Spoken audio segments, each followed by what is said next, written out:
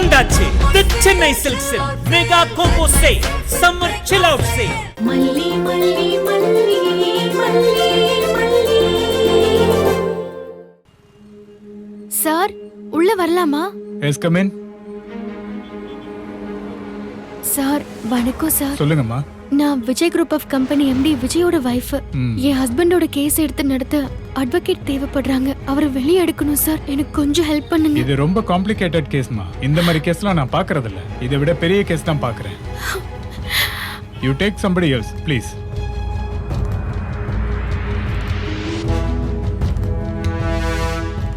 உதவி பண்ணுங்க sir please sir. இந்த கேஸ் ரொம்ப வீக்கான கேஸ்மா. நீங்க வேற யாராவது வக்கீல பாருங்க. சார் கொஞ்சம் பெரிய மனசு பண்ணுங்க சார் ப்ளீஸ் சார். சொன்னா புரிஞ்சுக்கோங்க. சாரிம்மா, நீங்க வேற யாராவது வக்கீல பாத்துக்கங்க.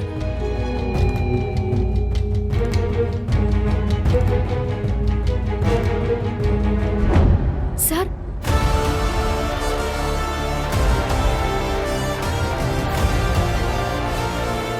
இந்த கேஸெல்லாம் எடுத்துக்க முடியாதுமா.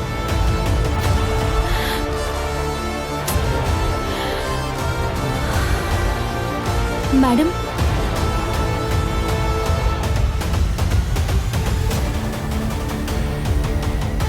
மேடம் ப்ளீஸ் மா.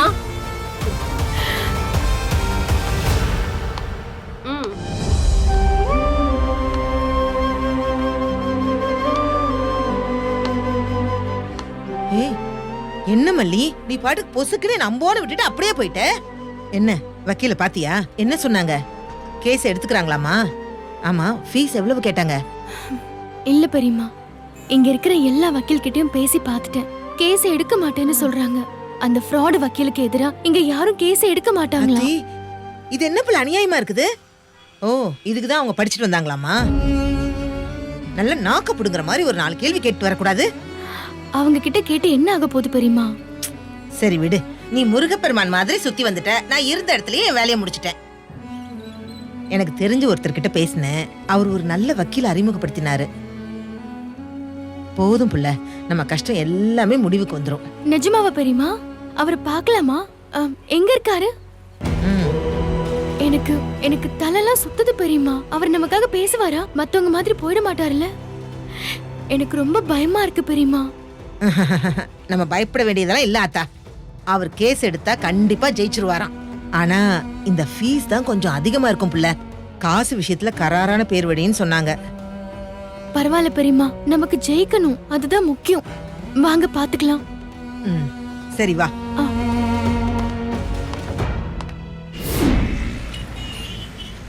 சொல்லுங்கம்மா. சார், உங்களை பத்தி ரொம்ப நல்லபடியா கேள்விப்பட்டோம்.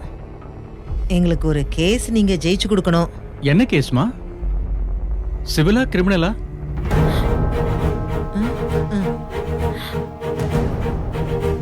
அது அது வந்து தெரியல சார்.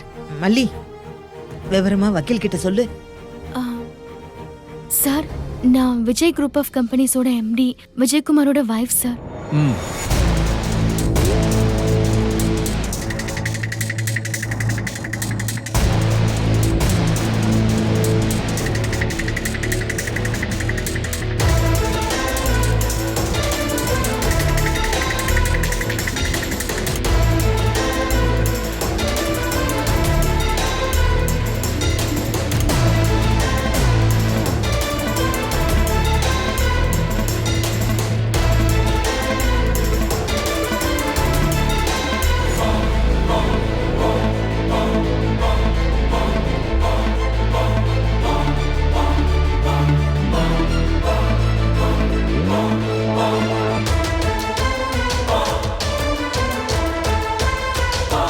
சார், நீங்க நினைச்சா கண்டிப்பா முடியும் சார்.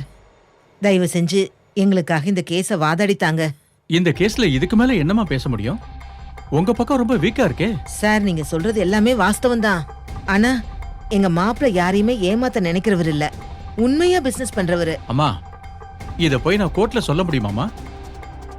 நீங்க உங்க மாப்பிள்ளைய பத்தி நல்லதா தான் சொல்லுவீங்க. ஆனா கோர்ட்ல ஆதாரம் தான் பேசும். நீங்க சொல்றத வச்சு முடிவெடுக்க முடியாதுமா. இதுல இருக்கிற ஆதாரம் எல்லாம் உங்களுக்கு எதிரால இருக்கு. சார், எல்லாமே சதி சார். இதெல்லாம் பண்றது வேற யாரும் இல்ல. அவரோட அக்கா தான். இருக்கட்டுமே, அவங்க அக்கா சீன்லயே வரலையே. ஆப்போசிட் பார்ட்டி சைடு ரொம்ப ஸ்ட்ராங்கால இருக்கு.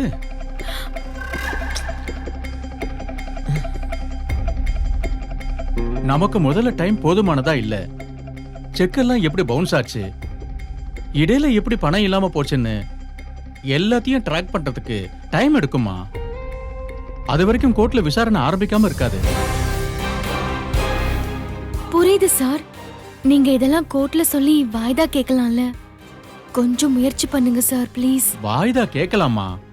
ஆனா இதுக்கெல்லாம் எனக்கு நேரம் இல்லையே. ஒரு 2 கேஸ் அப்பியர் ஆகிறதுக்காக டெல்லிக்கு போக வேண்டியிருக்கு.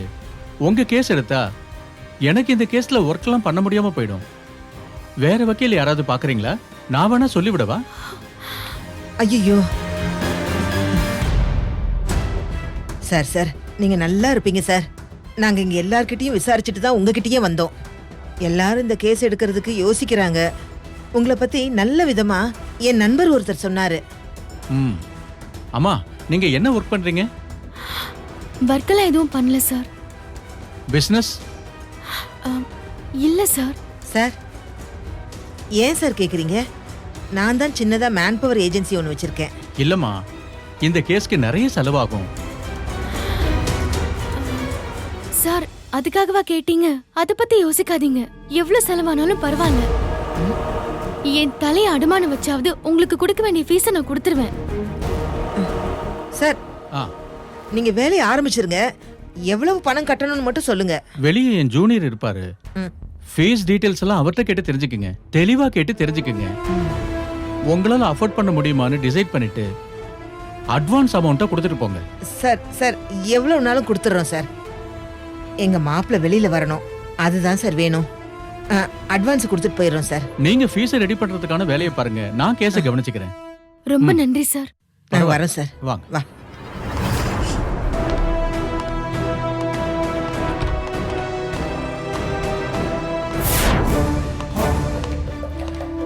ஐயோ.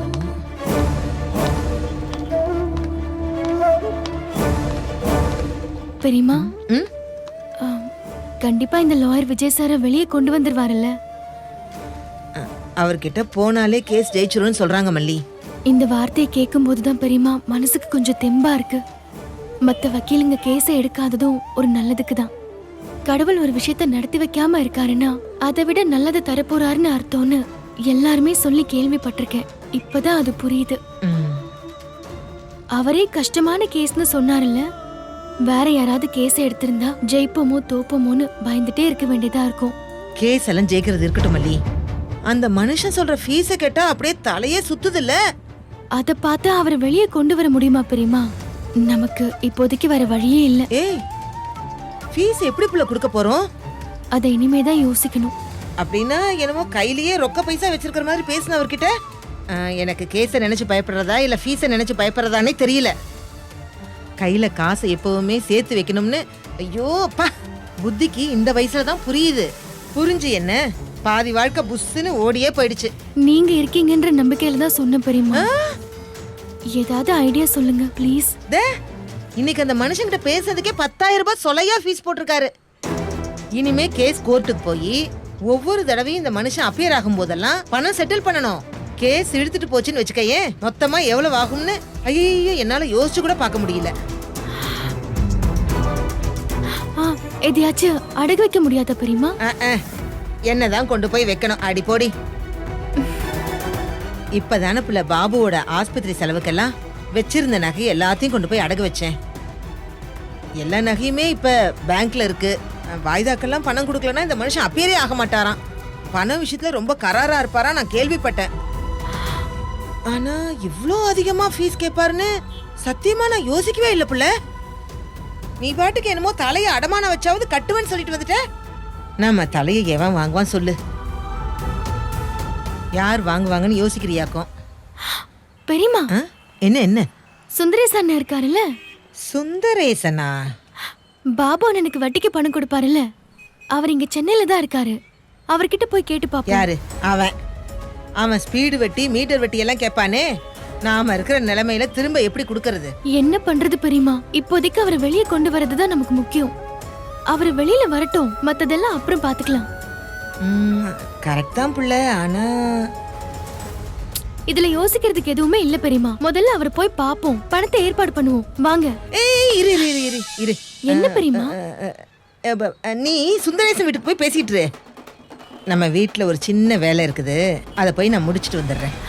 ஆ, அங்க என்ன வேலை இருக்கு பெரியமா? நீங்க அங்க போனா அந்த ராஜேஸ்வரி ஏதாவது பிரச்சனை பண்ணுவா. நீங்க அங்கெல்லாம் போக வேண்டாம். நான் போறதே அவளுங்க கிட்ட பிரச்சனை பண்றதுக்கு தான். நாரதர் கலகம் நன்மையில தான் முடியும். நீ அதெல்லாம் கண்டுக்காத, நான் போயிட்டு வந்துடுறேன். பெரியமா, ஏய் நீ சுந்தரேசன் வீட்டுக்கு போய் பேசிட்டு அப்புறமா எனக்கு ஃபோன் பண்ணு, சரியா? பெரியம்மா. மறந்துடாத, நீ ஃபோன் பண்ணு, நான் வரேன்.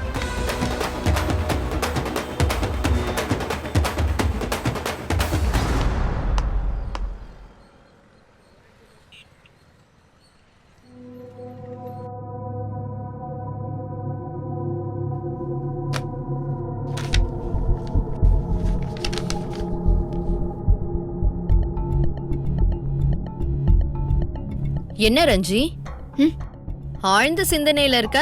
இல்ல ராஜிமா, எதுவும் ப்ராப்ளம் வராதுல்ல? என்ன ப்ராப்ளம் வரப்போகுதுன்னு நினைக்கிற? இங்க பாரு, நம்ம விஜயை பொறுத்த வரைக்கும் அவன் நம்மள நம்புறான்ல, அத மட்டும் நீ பாரு. இத பத்தியா? எல்லா டாக்குமெண்ட்ஸ்லயுமே கையெழுத்து போட்டு கொடுத்துட்டான். கேஸ்ல அவனை காலி பண்ணி 4 வருஷத்துக்கு அவனை உள்ள வச்சுட்டோன்னு வச்சுக்கோ, எந்த பிரச்சனையும் கிடையாது. ஆட்டோமேட்டிக்கா கம்பெனியே நம்ம கிட்ட தான் வரும். அப்படியா ராஜிமா? என்ன நீ ஒண்ணுமே தெரியாம இருக்க? நாளைக்கு போர்ட் ஆஃப் டைரக்டர்ஸ் மீட்டிங்ல இத பத்தி தான் மெயினா டிஸ்கஷனே இருக்க போகுது. என்ன பண்ணாலும் விஜய் உள்ள இருந்துட்டா ஆட்டோமேட்டிக்கா அவங்க என்னதான் நாமினேட் பண்ண முடியும். இந்த நிமிஷம் வர விஜயோட சப்போர்ட் நமக்கு தானே இருக்கு. சோ நான் தான் chief director of the board, நீ தான் என்னோட செக்ரட்டரி. நான் எப்படி ராஜிமா? பின்ன நீ இல்லாம வேற யாரு? இங்க பாரு, நீ கத்துக்க வேண்டியது நிறைய இருக்கு, கவலைப்படாத. நான் உனக்கு ஒண்ணு கத்து கொடுக்கறேன். நாளையில இருந்து நாம புது சாம்ராஜ்யத்தை ஆரம்பிக்க போறோம்.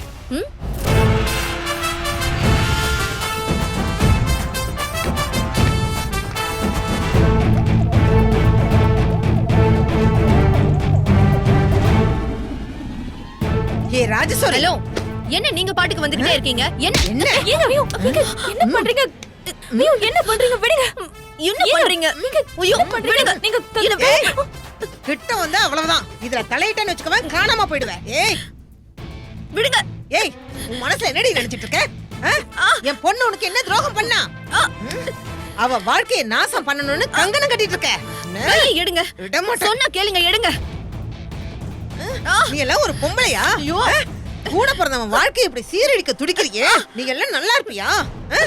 கல்யாணம் ஆகி ஒரு நாள் அவளை சந்தோஷமா விட்டுருப்பியா? இன்னைக்கு ஒரு படி நீ மேல போய் மாப்பிள்ளை தம்பி ஜெயிலுக்கு போனாலும் பரவாயில்ல, அவரு கம்பெனி மொத்தத்தையும் வளைச்சு போடலான்னு பாத்துட்டு இருக்கியா? உனக்கெல்லாம் நல்ல சாவே வராதுடி. விடுங்க. என்ன சொன்னீங்க? எனக்கு நல்ல சாவு வராதா? அத பத்தி நீங்க ஒண்ணு கவலைப்பட தேவையில்ல. இதோ பாருங்க, விஜய் சொத்து என்கிட்ட வரலனாலும் நான் கோடீஸ்வரி தான். முதல்ல அதை தெரிஞ்சுக்கோங்க. ஏன் இப்படி சொத்து சொத்துன்னு பேயா அலையற? பின்ன உங்கள மாதிரி பிச்சைக்காரியா வாழ்ந்துட்டு சாக சொல்றீங்களா? இந்த ராஜேஸ்வரியோட சாம்ராஜ்யத்தை எக்ஸ்டாப்ளிஷ் பண்ணிட்டு தான் நான் செத்தே போவேன். எப்படி உன்னால இப்படி எல்லாம் பேச முடியுது? வருஷ கணக்கா வராத அக்கா தேடி வந்திருக்காளேன்னு அக்கா அக்கான்னு உன்கிட்ட பாசத்தை கொட்டின அவருக்கு எப்படி உனக்கு துரோகம் பண்ண மனசு வந்துச்சு? ஐயோ, தப்பா புரிஞ்சுக்கிட்டீங்களே. தப்பா புரிஞ்சுக்கிட்டது உங்க தப்பா இல்ல ஏன் தப்பா? அப்புறம் எப்படி என்ன தப்பு சொல்வீங்க? இப்போ நல்லா கேட்டுக்கோங்க, நான் ஒன்னும் பாசத்துல எல்லாம் அவனை பார்க்க வரல. நான் இங்க வந்ததே அவன் சொத்து எல்லாத்தையும் என் பேர்ல மாத்திக்கிறதுக்காக மட்டும்தான். அடி பாவி. இப்போ நல்லா சரியா புரிஞ்சுக்கிட்டீங்க தானே? அடி பாவி. இதுக்கே ஷாக் ஆயிட்டா எப்படி? இதுக்கு நான் எவ்வளவு நாள் ஸ்கெட்ச் போட்டிருக்கேன் தெரியுமா? இதோ கூடவே இருக்காளே ரஞ்சிதா, இவளுக்கு கூட இப்பதான் ரொம்ப ரீசெண்டா தான் இந்த விஷயம் எல்லாம் தெரியும். அந்த அளவுக்கு தன்னந்தனியா உழைச்சிருக்கேன் நான். அப்படின்னா வெளியில நடந்த பிரச்சனை எல்லாம் எல்லாமே நீ பார்த்த வேலைதானா? ஓ, இது எல்லாத்துக்குமே நீதான் காரணமா? நீங்க ரொம்ப லேட்டு பூரணி. நீங்கலாம் என்ன பிசினஸ் மேக்னெட்? போங்க பூரணி. ஏ, அன்னைக்கு ஆபீஸ்ல வச்சு செம்ம போதையில இருந்தான்ல, அதுக்கெல்லாம் காரணம் யாரு? நான் தான். அவன் குடிக்கிற பால்ல மருந்த கலந்தது நான் தான். எப்படி செஞ்சேன்? அவ்வளோ விசுவாசமா இருந்த அவனோட ஸ்டாஃப வச்சே தானே செஞ்சேன். அங்கதான் நிக்கிறா இந்த ராஜி. அப்புறம் இந்த பேப்பர்ல எல்லாம் ஃபேக் நியூஸ் கொடுக்க ஏற்பாடு பண்ணது, குடவுன் ஃபயர் ஆனது, இன்வெஸ்டர்ஸ தூண்டி விட்டு கம்ப்ளைண்ட் கொடுக்க வச்சது, செக் பவுன்ஸ் ஆச்சுல்ல, அந்த ஏற்பாடு பண்ணது கூட இந்த ராஜியோட திருவிளையாடல் தான். எப்படி சூப்பரா? இவ்வளவும் பண்ணிட்டு எப்படி உன்னால குற்ற உணர்ச்சியே இல்லாம நிக்க முடியுது? இப்ப கூட உன்னை நம்பின அவரை ஏமாத்திட்டு அவர்கிட்ட போய் நல்லவ மாதிரி நடிக்கிறியே, உனக்கெல்லாம் மனசாட்சியே கிடையாதா? ஐயோ கடவுளே, ஈஸ்வரா, இதெல்லாம் நீ பாத்துக்கிட்டு தான் இருக்கியா? உன்னை இரு. ஏய் இருடி. என்ன பண்ற பாரு. மேடம். வழி பண்ணாம விட மாட்டேன். சொல்லுங்க மேடம். ஏய் மேடமா மேடம், என்ன கண்டவங்கள உள்ள விடுற? இதுக்கு தான் நீ சம்பளம் வாங்குறியா? முதல்ல கூட்டிட்டு போய் யார கண்டவங்க? யார கண்டவங்க சொல்ற நீ? யோ கூட்டிட்டு போ. ஏய் விடா. மேடம் வாங்க மேடம். வேணாம் மேடம். இன்னைக்கு இவ கதையை முடிக்கிறேன். சொன்னா நான் ஜெயிலுக்கு போனாலும் பரவாயில்ல, விடுடா. வாங்க மேடம். விடுங்கறல. யோ என்ன பாத்துட்டு இருக்க? கூட்டிட்டு போ. ஏய், கூட்டிட்டு கையை போ. விடு. வாங்க மேடம். கொன்னுட்டு நான் ஜெயிலுக்கு போனாலும் கூட்டிட்டு பரவாயில்ல, கையை போங்கறேன். விடு. வாங்க. ஏய், விடுங்கறல, கையை விடு. கொல்லாம என்ன விட மாட்டேன். ஆளு? மேடம். திரும்ப வருவேன். உன்னை விட மாட்டேன். யோ விடியா. விடு. விடு என்ன? விடு. போயா. கையை எப்படி அப்படிப்ப? பா. போயான்றல. போ.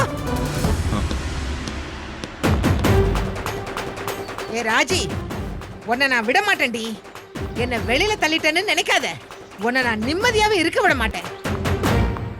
என் மாப்பிளைய ஜெயில தள்ளிட்டு நீ நிம்மதியா வாழ்ந்துடலான்னு மட்டும் கனவு காணாத. துரோகம் செய்யலாண்டி, ஆனா அந்த துரோகத்தை கூட எதிரியா நின்னு செய்யுங்க. அன்பாலெல்லாம் செய்யாதீங்க.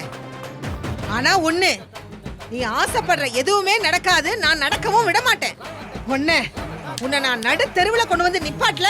என் பேர் அன்னபூர்ணி இல்லடி. உன் தம்பிக்கு நீ யாருன்னு புரிய வச்சு உன் முகத்திரைய கிழிக்க போறேன்டி. ஏய் போ போ.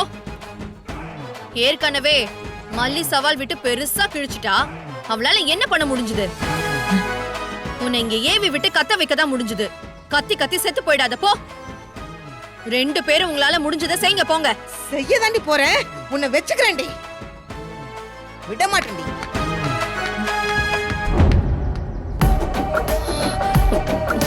ச்சே.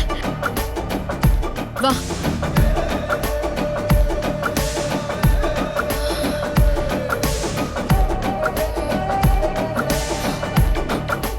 என்ன ராஜிமா இப்படி பேசிட்டு போறாங்க அவங்க? அவளால முடிஞ்சது இது மட்டும்தான். இதெல்லாம் யோசிச்சு டைம் எல்லாம் வேஸ்ட் பண்ணக்கூடாது. நம்ம கிரியேட்டிவா திங்க் பண்ண நிறைய விஷயம் இருக்கு. அத பத்தி மட்டும் யோசிப்போம்.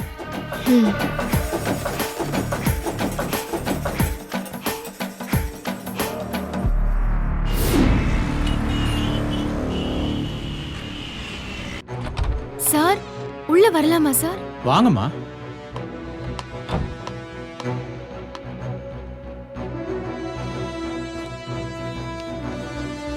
இந்தாங்க சார்.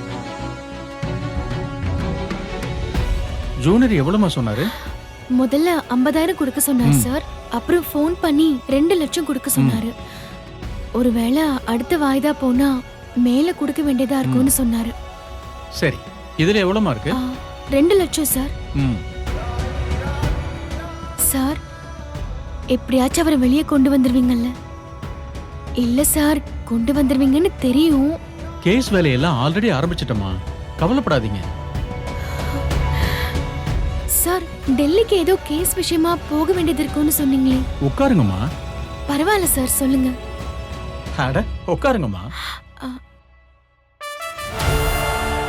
என் ஜூனியரை போக சொல்லிருக்கம்மா. ஏன்னா ஆல்ரெடி போயிட்டு இருக்கிற கேஸ் எங்க பக்கம் தான் சாதகமா இருக்கு. ஆஜரானாலே போதும். உங்க கேஸ் அப்படி இல்ல, ரொம்ப ரிஸ்கான கேஸ். கொஞ்சம் மிஸ் ஆனா கூட உங்க ஹஸ்பண்ட் வருஷக்கணக்கா உள்ள இருக்க வேண்டியிருக்கும். சார் பயப்படாதீங்கம்மா. என்கிட்ட கேஸ் வந்தா நான் தோக்க விட மாட்டேன். ஏன்னா தோக்க போறது நீங்க இல்ல, நானும் தான். ஆக்சுவலி ரொம்ப ஹார்டான சேலஞ்சிங்கான கேஸ்னா ரொம்ப இஷ்டம். அதனால தான் டெல்லி போற கேஸை ஒதுக்கி வச்சுட்டு உங்களுக்காக இந்த கேஸ்ல வாதாட சம்மதிச்சேன். ரொம்ப நன்றி சார். எனக்கும் இப்ப நம்பிக்கை வந்துருச்சு. கண்டிப்பா நீங்க ஜெயிச்சு கொடுத்துருவீங்க. என் வீட்டுக்காரரை வெளியே கொண்டு வந்துருவீங்க. பேங்க்ல உங்க ஹஸ்பண்டோட பர்சனல் அப்புறம் கம்பெனி அக்கவுண்ட்ஸ் டீடைல்ஸ் எல்லாத்தையும் கலெக்ட் பண்ண சொல்லிருக்கேன். எல்லா டிரான்சாக்ஷனையும் ட்ராக் பண்ண சொல்லிருக்கேன். நீங்க சொன்ன மாதிரி உங்க ஹஸ்பண்ட் தப்பு செய்யலன்னு தான் இப்ப வரைக்கும் இருக்கிற ரெக்கார்ட்ஸ் எல்லாம் சொல்லுது. அது மட்டும் நமக்கு பத்தாதுமா. அதுல இப்படி தப்பு பண்ணது யாரு, இதுக்கு பின்னாடி யாரு இருக்காங்க, தனி ஆளா இல்ல ஒரு டீமா, அவங்க மோட்டிவ் என்ன, அப்படி எல்லா டீடைல்ஸையும் கலெக்ட் பண்ணாதான் உங்க ஹஸ்பண்ட வெளியே கொண்டு வர முடியும்.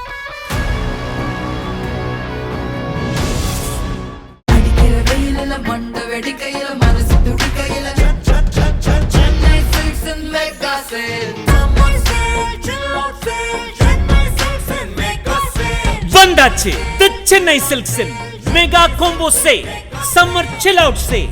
நீங்க நம்ப முடியாத தள்ளுபடி விலையில்.